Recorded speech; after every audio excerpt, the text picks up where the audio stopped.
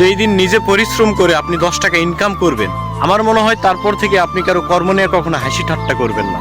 10 টাকা ইনকাম করতে যে কত পরিশ্রম করতে হয় এটা আপনি তখন বুঝতে পারবেন।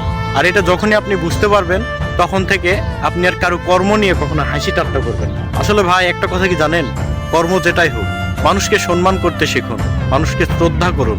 কোনো কর্মই কিন্তু ছোট না। যে যার অবস্থান থেকে যেই কর্মই করুক সেটাই অনেক বড়। আর কর্মকে কখনো ছোট চোখে দেখবেন না। যেই দিন নিজে পরিশ্রম করে আপনি 10 টাকা ইনকাম করবেন, আমার মনে হয় তারপর থেকে আপনি কারো কর্ম নিয়ে কখনো হাসি ঠাট্টা করবেন না।